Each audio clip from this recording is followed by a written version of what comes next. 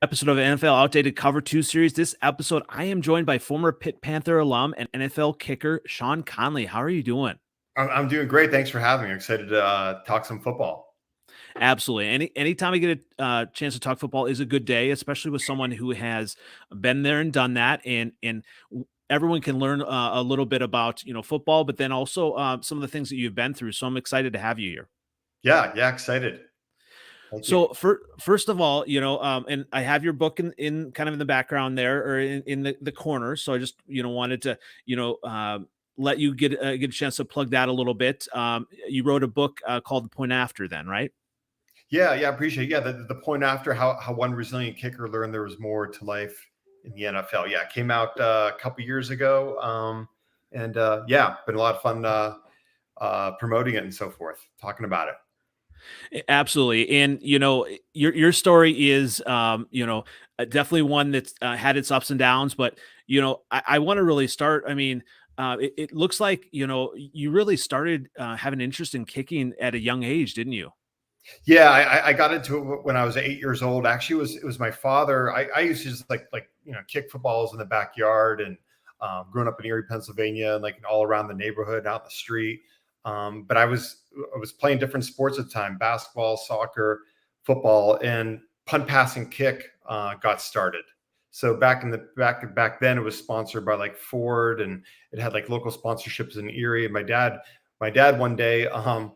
My dad and I would spend a lot of times in the bars, even when I was 8, 9 years old. Like we'd be driving around, and be like, "Hey, I'm going to stop into the bar," and this is back in the 80s. Like I would just go in there with them, and he'd buy me a bag of chips and a Pepsi, and we talk sports. And he said, "Hey, you got this great leg. Well, you should do it." So he took me out to the country, and I entered a punt, passing, kick competition, and I was hooked after that. So that pretty much kicked off my kicking career. Yeah, and so what are some things that he kind of worked on and just kind of getting into how you learned and maybe some of those the art of kicking then. Yeah. My father, he was like a great athlete. He played football and baseball. He was actually drafted by the Pirates. He had an opportunity to play single A baseball with the Pirates, but he knew nothing about kicking. Like other than he'd say like follow through, or he'd show me how to keep your head down, pick up a blade of grass to like do the win. So I was self-taught for many years until I finally had my first, I guess you could say, like kicking coach or kicking guru when I got to the University of Pittsburgh. By this time, I'd already been kicking for about almost like 14 years, just all on my own. So Amos Jones, I was really lucky to meet him because he ended up having a really long career. He still coaches in the NFL, and he was like my kicking guru. But where he really helped me, he certainly helped me with my accuracy, but he also really helped me with my head, which was something for a lot of kickers. You're lucky to get someone who can help you with the mental game, and I was very fortunate to meet up with Coach Jones when I was at Pitt. Yeah, I mean, you talk about the mental game, and as fans, we kind of look, we say, okay, well, the kicker, that's his job, do that. But walk us through kind of what it's like, college and NFL, just that from preparing to go on and just kind of getting your mind right to kind of go on to kick. Yeah, absolutely. There's a saying amongst kickers is like kicking, especially when you're at the level of like the NFL or Division I football. It's kicking's 90% mental, and the other 10% is mental. Because once you get to that point, everyone can do it. Every NFL kicker has the ability to kick the ball into the end zone on kickoffs. To make 40, 50, 60-yard field goals. But the biggest challenge is to be able to, like, once you've missed a couple kicks in a row, can you keep your head on straight? And for a lot of kickers too, like when you see them miss a couple kicks, it may not necessarily be their fault. It may just be like something with the wind or something like with how the ball was set. But like once the kickers start to get that into their head, it's really hard to shift gears. I know that was probably one of the biggest challenges I had when I was at Pitt. I missed 2 kicks in a row, and I was a walk-on at Pitt, and they had other kickers. They had 4 other kickers on scholarship. So I was really lucky to be named the starter. But because I was a walk-on and there was scholarship kickers, I had a really short leash. And so I missed 2 in a row early in the season, but luckily I made kick number 3, and then I didn't miss any for the rest of the season. Um, but you get in that position a lot. It's, how can can you overcome that? That's what you see a lot of kickers. They miss 2, 3 in a row, and then unfortunately they have a hard time getting back on track sometimes.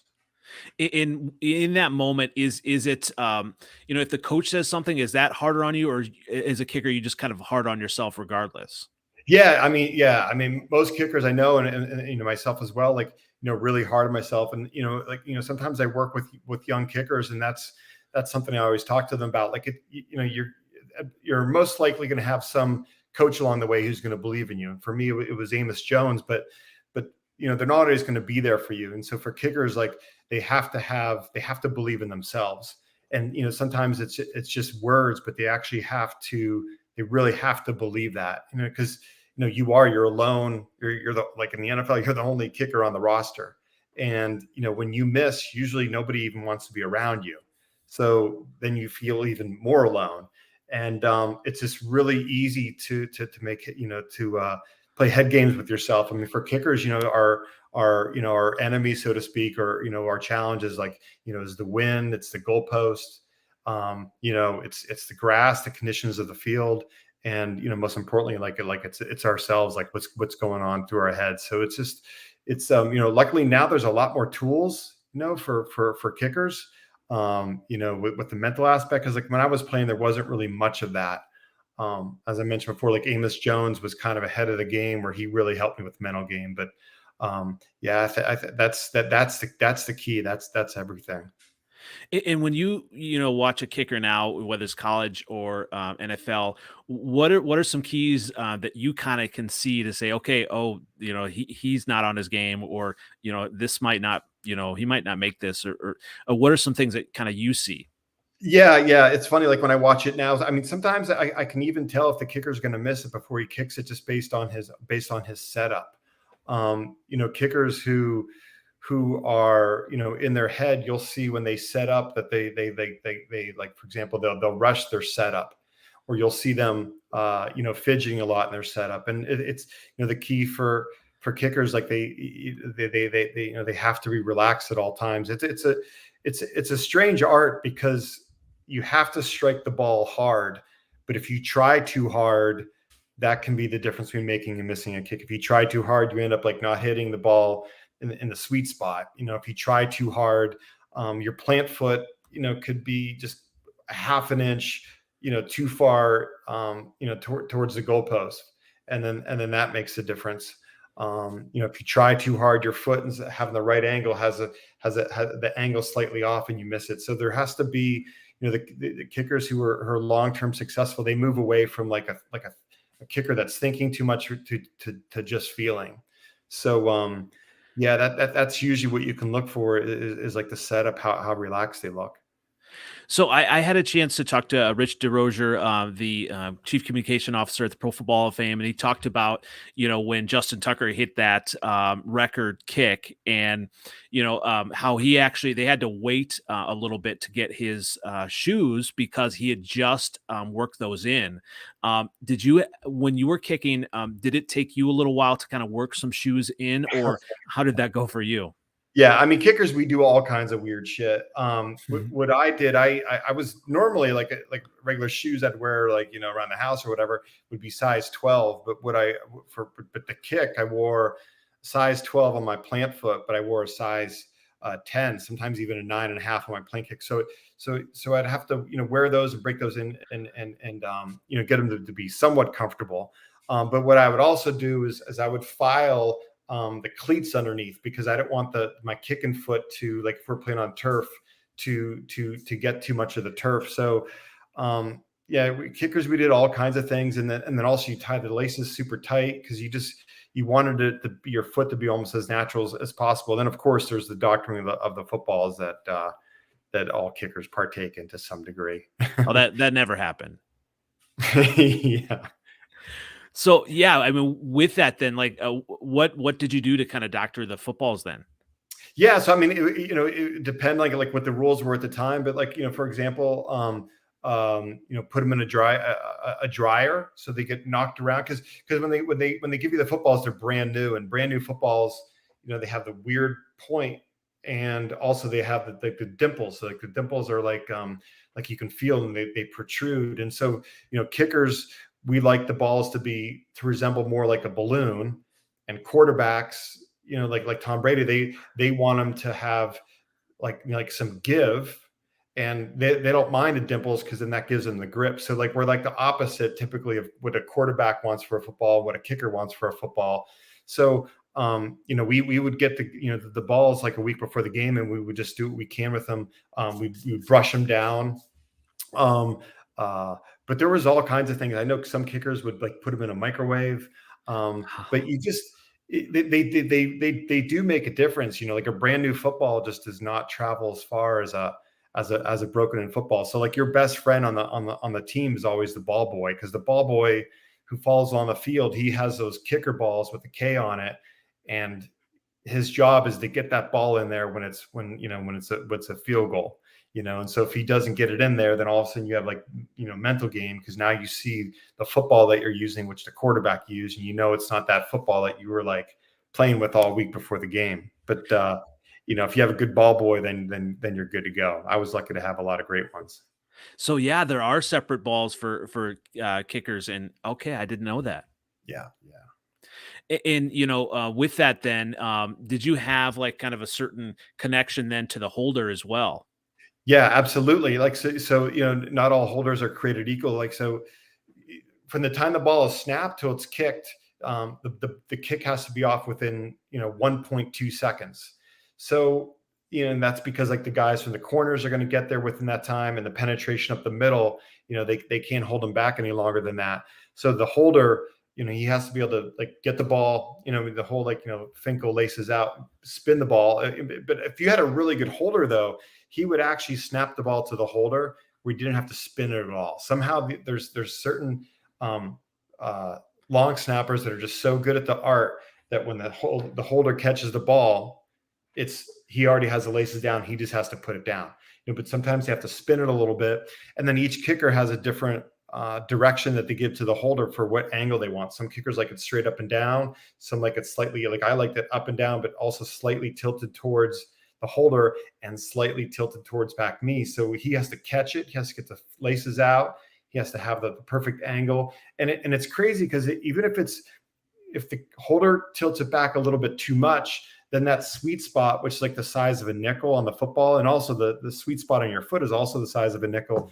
It has to hit it perfectly. So if it's tilted back too far, now your angle, now the chance of hitting that sweet spot are now harder.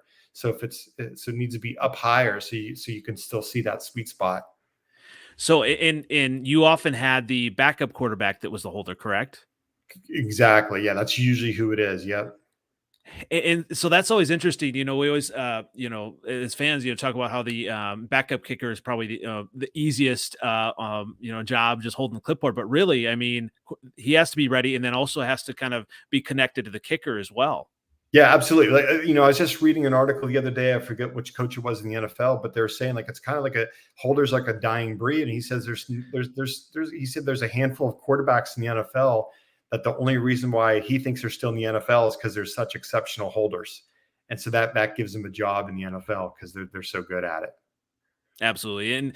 And when you talk about then some of the mechanics as well, like, does it matter? Like, you'll see, kickers kind of size things up and then back up. And what was your process then as far as kind of, the steps and all of that? Yeah, I was 2 steps back, and then I was a step and a half over to the side. So that was my setup. And then for me, I like to stand up pretty tall. Like some kickers, you'll see they'll crouch a little bit. But yeah, and that's always really important, too, for new kickers. Like you don't want to change that too much. It's that really helped me. I think it was probably right at the time I was at Pitt was when I finally settled on like a certain setup, because for years I had experimented and I was always in my head. But at some point I had a setup where I didn't have to think about it anymore. And then once you get to that point where you're not thinking about your setup. You're not thinking about your technique. You're just out there more in a flow, and you're just feeling that's like the place you want to be, and stay as much as you can. Absolutely. And so when you were in college and then in the NFL as well, were there any obviously it's more now, but were there any, weight training techniques that you did, or, those type of things? I mean, obviously it's kind of exploded now more, but are there some things that you did back then? Totally, yeah. Like, so when I played, it was still like, in the 80s and 90s, it was still like pretty old school, like squats and deadlifts and all that stuff. And a lot of kickers, like, we have like an insecurity, like we want to be more on the team. And in some ways that went against me, because I wanted to be considered like more of just like a regular guy on the team. I spent like a lot of hours in the weight room, and probably too much. And then I ended up having some injuries that were from overuse, like in my mid 20s, which shortened my career, because I spent too much time weight training, and I probably could have spent a little bit more time, like, stretching, working on flexibility, but I just wasn't very flexible, because I was trying to be more like, Morton Anderson really changed the game, like when he came in, because he was like, built like an ox. And so I always wanted to be like Morton Anderson. So I wasn't built like him, but I tried to, like, get my body to be more, like I was always thinking like E equals MC squared. So if I can get bigger and stronger, I'll be like that. But really, just, as I got bigger and stronger, train more, it didn't change how far I kicked the ball, So I got a little off track for a certain point in my career, just based on ego, trying to be in the weight room too much. Well, yeah, I mean, that's interesting. Like, as far as kind of weight trainers, I mean, definitely changed from college, NFL to now as well, right?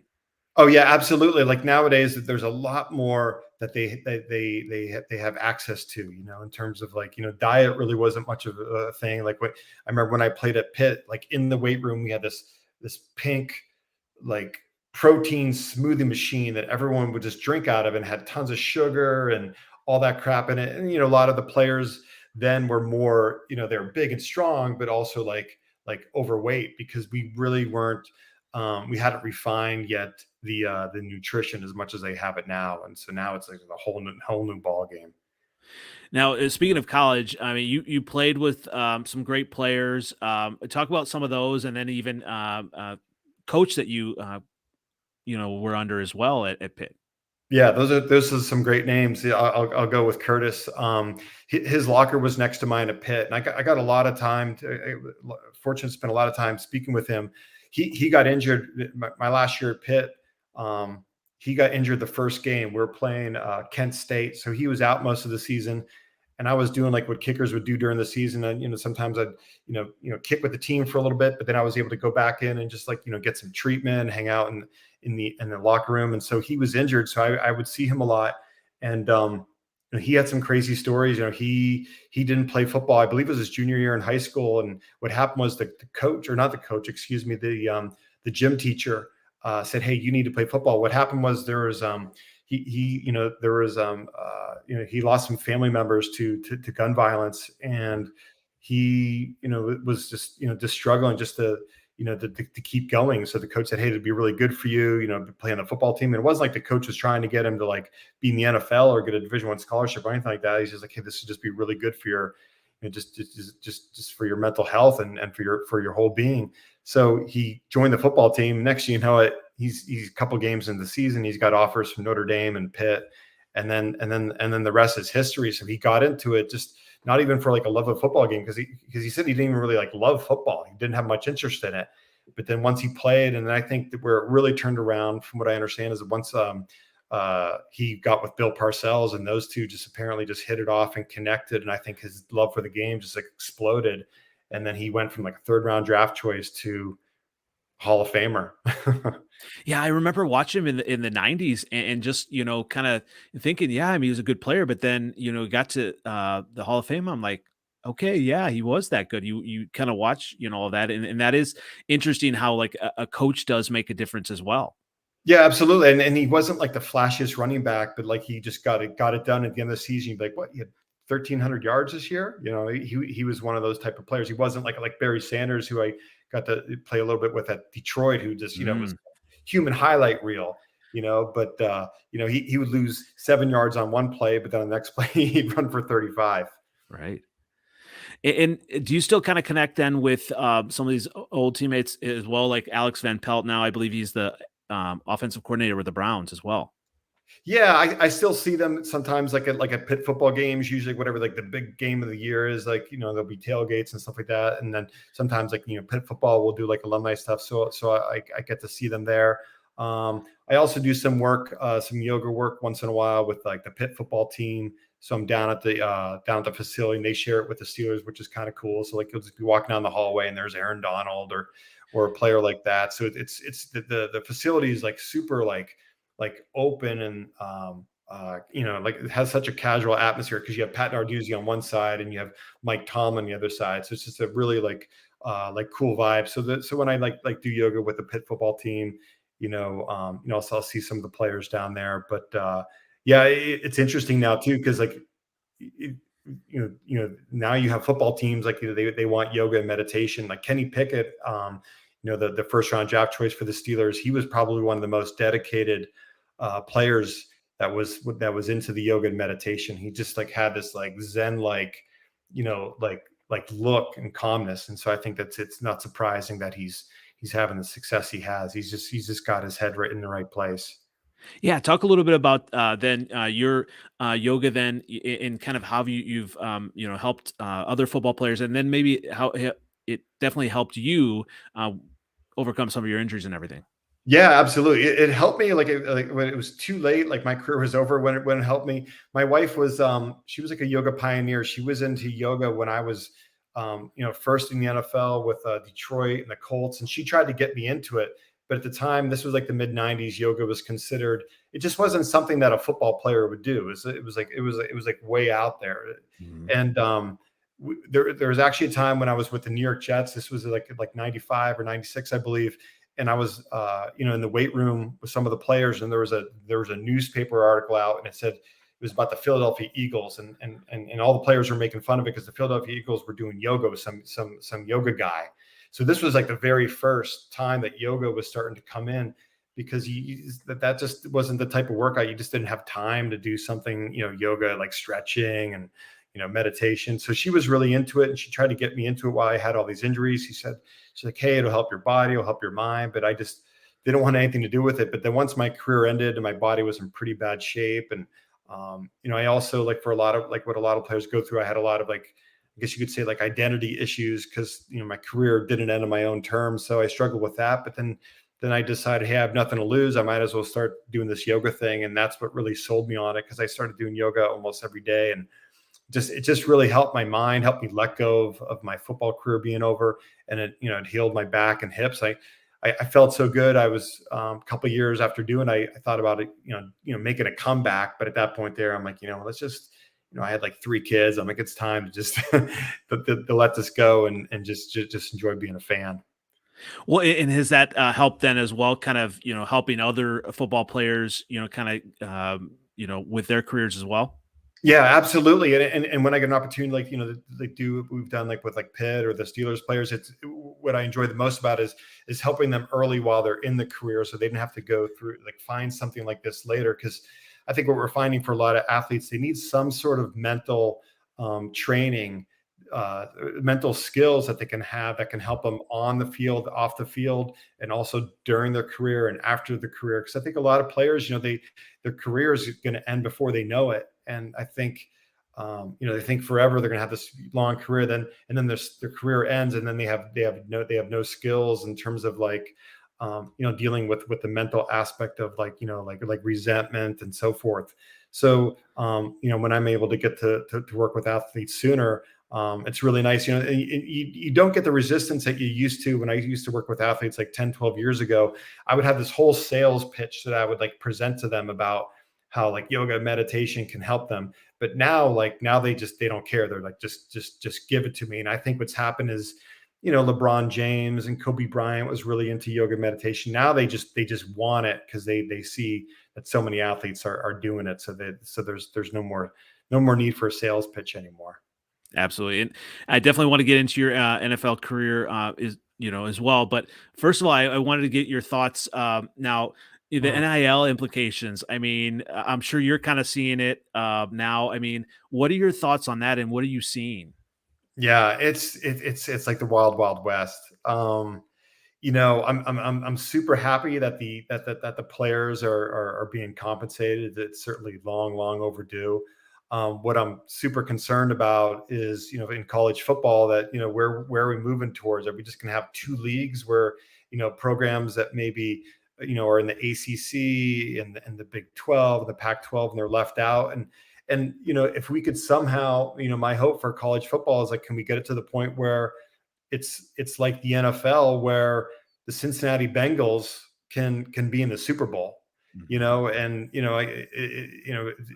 we've seen Alabama and Ohio State, and we appreciate their success, but it'd be nice to see can we see Colorado versus Iowa in the national championship? It would just be nice, and can we somehow even the playing field? And my hope is somehow maybe this NIL ends up at that point. But I'm afraid that with the powers that be, everyone trying to get a piece on it, I don't think that the fans are really the focus right now in terms of getting the game that way, because that would just make it so much different, that we could see these second level schools, or whatever you want to call them. I hate to call it that, but like the Wisconsins and so forth. Like, it'd just be nice to see some new teams in the playoff.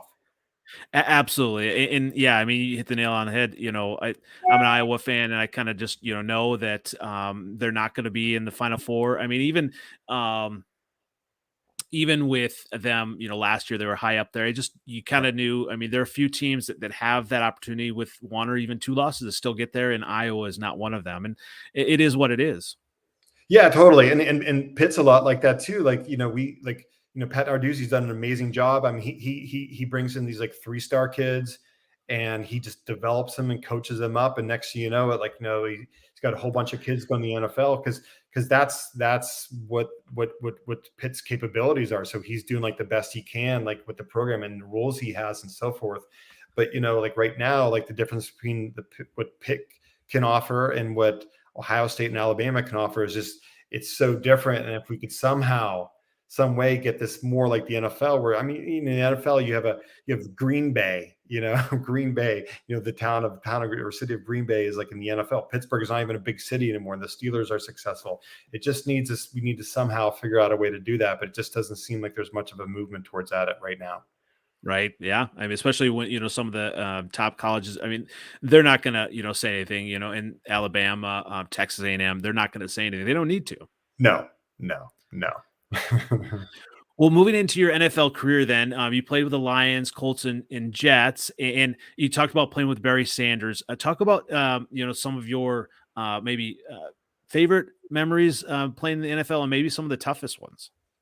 Yeah, my favorite memory, I would say, would be when I was with the Lions for a variety of reasons. It was like the first team I was with. I was just like in awe and wonder. I remember being in the first meeting room. I'm looking around. I see Barry Sanders and Chuck Long.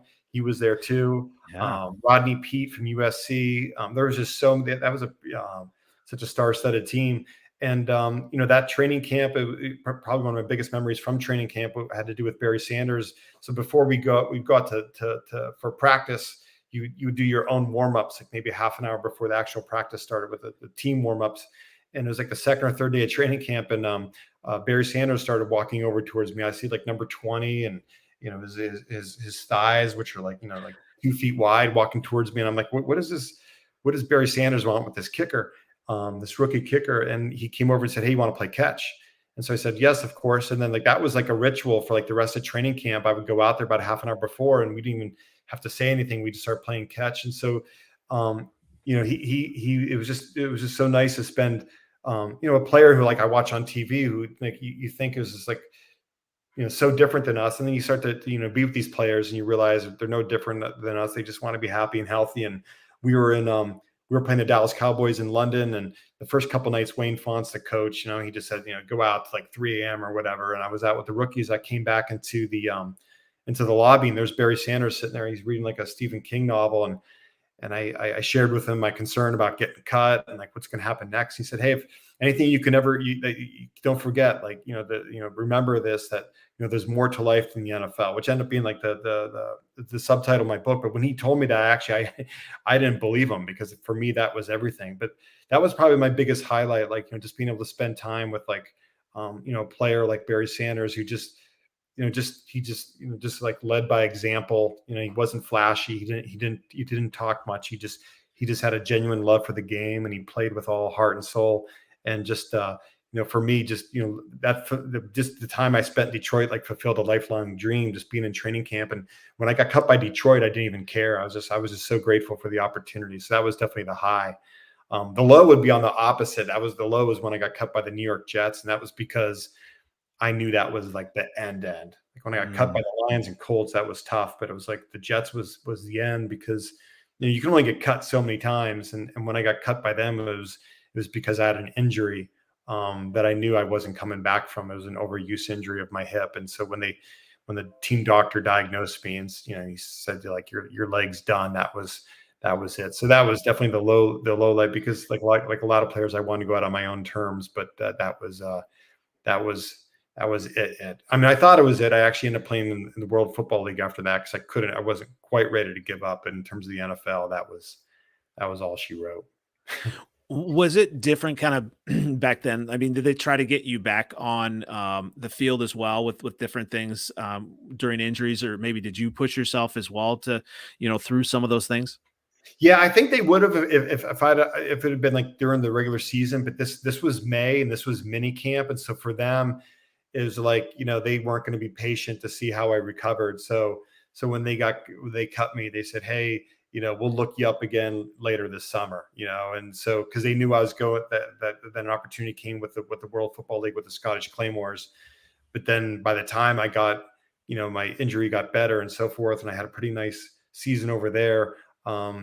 They had like a new special teams coach, and so he brought it. So that was it. The special teams coach that brought me in had moved on, and so that was that. These special teams coaches, like, they'll look at one kicker and be amazed, and they'll look at another kicker and they won't like him. So that was that. Yeah, in your time with the Colts, then, I mean, is there something you kind of took from that as well? Yeah, the Colts was a really fun experience. Probably one of the more interesting things that happened with the Colts is I learned the hard way to when you go to training camp, is to be ready, yet at the same time, don't overtrain before training camp. I trained like crazy before I went to the training camp with the Colts, and the reason being was they had a kicker there, Dean Biasucci, who'd been in the league for a long time, and 2 previous seasons he struggled. So when the Colts signed me, they essentially told me, hey, we're bringing you in because of that. We have an older kicker. I think he was making like maybe $700,000 a year, which at that time was an insane amount for a kicker. And they signed me to like the league minimum, which at the time was 200. And Ted Marchibroda, the head coach, they'd all pretty much told me like, hey, we want you to be the guy. And so when they told me that, like in the spring, I started training like crazy, training. Well, once training camp started in July, about a week and a half into it, my kickoff started like landing on the 5. And that's not NFL thing. And it was just because my leg got tired and more tired. And Dean Biasucci, the kicker, knew that I was there to take his job. He would start like taking practices off. Like he'd take off like a couple days and rest, which, that's like the trick of the trade. That's what you do when you're the veteran. You have the upper hand. You can only veterans can only lose the job. I have to he has to have a bad training camp because he's a veteran. I have to have an amazing training camp. So he'd start taking off sessions. I'd start kicking more and more reps. And if I hadn't pushed myself so much for training camp, I would have been fine. But like my endurance petered out, and that was it. So that was my big learning experience from the Colts, to like be rested. Yeah, and with that, then, I mean, when you're talking about kicker from training camp all the way through the end of the season, going all the way through the Super Bowl, I mean, what kind of toll does that take on not only your leg but your entire body? Yeah, I think a lot. And I think I probably, if I would have made a roster, I think I would have learned, that less was more in terms of the kicking. I ran into, I spoke with Gary Anderson, who was the kicker for a very, very long time with the Steelers. And I remember him saying to me that he doesn't kick at all. He didn't kick at all during the off season.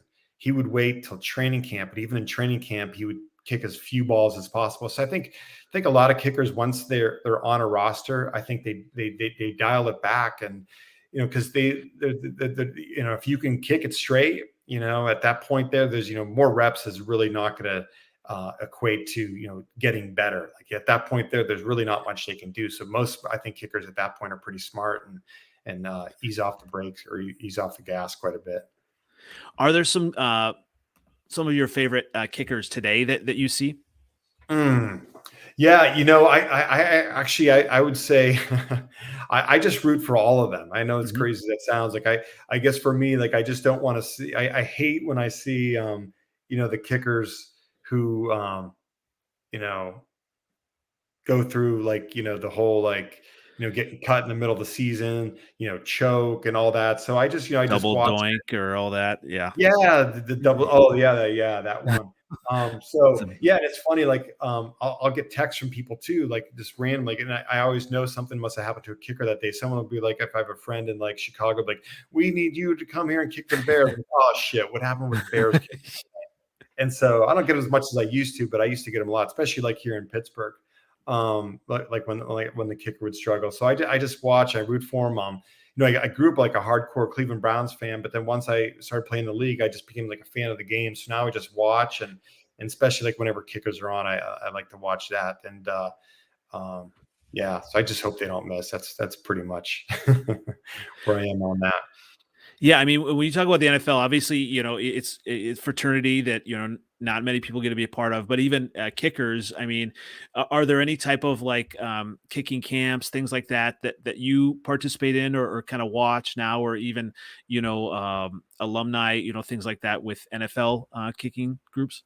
Yeah, not really. I used to have my own camp for about 4 or 5 years once my career ended, but for the most part, I've kind of unplugged from that. And now the only real most of the kicking interaction I have now is with like aspiring college kickers. Like I'll hear like from their parents will hook me up somehow. They'll find out about me or whatever, and I'll just hear from like high school kickers, which has been really great because I'll just connect with random kickers around the country somehow.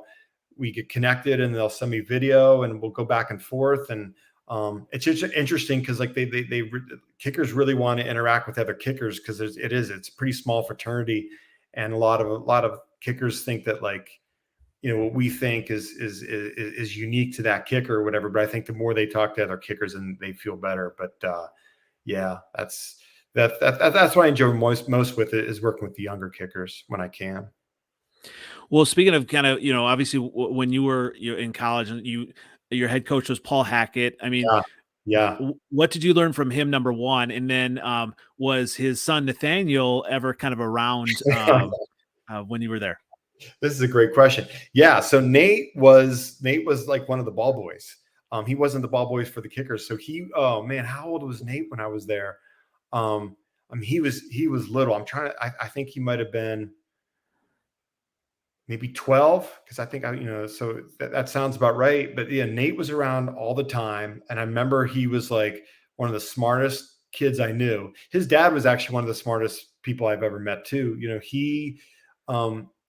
His head coaching career didn't go so well at Pitt. And I think that was because like Paul Hackett was he was a super smart guy. He came from the Bill Walsh coaching tree. But head coach in college is different, from being like an offensive genius. And so that's why I think, he went on with the Kansas City Chiefs. But yeah. So Nate was around, and I'm not surprised at all that he has a success. Like he was a kid, like you talked to him, he was like I said, like 11, 12 years old, but he had the wisdom already of like somebody like in their 20s, 30s. Like, I mean, he was a smart kid that you could tell something was going to happen. So when I saw that news not too long ago, I was like, okay, not surprised. Absolutely. I mean, you kind of look at that. I've got a lot of Broncos fans that are friends, and it's cool. I am a Bears fan, so I that double doink that always comes up. My Packer fans living here in Wisconsin, I hear that. Did you were you ever did you ever have like a kick that had just a name to it ever? No. I was very fortunate to never have a kick that lost the game or like was really bad timing. With one exception, my worst kicking experience was when I was in the World Football League. I was playing for the Scottish Claymores, and I didn't join them until a few games into the season. I got a call from the head coach. I was actually sitting on the toilet when it came, and because I was kind of depressed because I just got cut by the Jets. And I hear him on the message, he's like, "Hey, we have a game this week in Dusseldorf against the Rhine Fire." And I'm like, I'm finishing everything up, and I get on the phone, and like next thing I know it, like the next day I was on a plane from Pittsburgh to Cincinnati and Cincinnati to Frankfurt to meet the team. And then when we get there, before the game, he's like, "Oh yeah, I forgot to tell you, you also have to punt." And coaches all think if you can kick, you can punt. And I was like, the backup punter at Pitt, so like if in an emergency situation, I could come in and, most college kickers, their average is 43, 47 yards or so. I could kick maybe 38, 35, but that's about it. And then who knows, like, I'm not in the rhythm of catching it and so forth. So we go in there and the game's going okay. And I remember I made a field goal and so forth. And it was at the end of the game, the score was tied. And I go out there to punt again.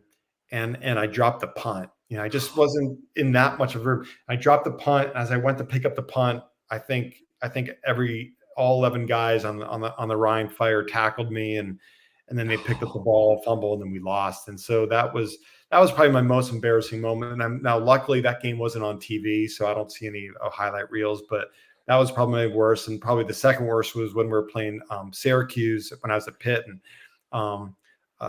they had the missile. So Notre Dame had the rocket, and his little brother was the missile. Raheem, I believe, or yes. Yep, you got it. Yeah. Yep. And so I had a little signal to my kickoff team. I'd pat my helmet on what side I would kick it. And I, for some reason, was off, and I hit the wrong side of my helmet. I hit like the left side when I was going to kick it right to signal which way I was going to kick it. So when I kicked it, my coverage team went in one direction, even though I kicked the ball in the other direction. So the missile got the ball, and he just had a clear path, and the only person to stop him was me. And so what he did, he decided to run straight at me. It's not like he didn't even bother. He's like, "I'm not going to bother with an angle with this kicker. I'm going to run straight at this kicker. At the last minute, I'm just going to juke him." So that's what he did. And then we flew back to Pittsburgh that night, and all the bars. This is when there wasn't a bazillion channels for college football, so it was pretty much ESPN was it. And so every time I looked up the TV, ESPN, that was like the highlight of the night was the missile juking me. And so. Yeah, so those are the two low lights. Well, yeah. So that makes me. How many tackles did you have then? I had one at Pitt. We were playing the University of Hawaii, and I made one hit there. That was it. Because I mean, I remember growing up, everybody was in the tackling lines and stuff. I mean, when you're at college, they probably didn't throw the kickers in the tackling lines. No. Look, in high school, yes, but once you get to college, like, yeah, I know a lot of college kickers. They would go kick for like 20 balls, and then they'd go have ice cream and pizza. So yeah. And the quarterback never called you anything like Peyton Manning called. I believe it was it Vanderjack? Oh yeah. Yep. Oh yeah. What do you call him? The idiot kicker. The idiot kicker. Yes, the idiot kicker. No, luckily I was able to avoid that. Well, this has been fun. I definitely appreciate you kind of coming on and everything. Yeah, and where can everyone find you again, and also your book? Oh yeah, I appreciate that. Yeah, they can find me as well as my book on my website, SeanConley.net, Twitter, and then the book is also available, of course, Amazon and Barnes and Noble and all that good stuff. So yeah, I appreciate that. And that's kind of more stories about your career and how obviously yoga helped you as well. Yeah. I mean, the yoga doesn't come until the very, very end. Most of the book just deals with the idea behind the book was just to tell the story about a player who's actually more typical. Most of the sports biographies out there are ones who make it to the top. This was more about a story of what I guess you could say like what a fringe NFL player goes through. So I chronicle my high school and college career, but there's certainly a lot about that. But I was someone who was like kind of like in and out, in and out, in and out, and so I share like what that's like, and also interacting with a lot of players. I was lucky to meet Dan Marino, Bill Cowher, and have some just really interesting relationships with players and coaches. So I share a lot of that as well. Definitely going to have to check that out. And once again, thanks again for coming on. Thank you. Yeah, appreciate it. It's a lot of fun. This has been NFL Outdated Coverage Series with former Pitt Panther alum and NFL kicker Sean Conley. Thanks again. Yeah, thank you.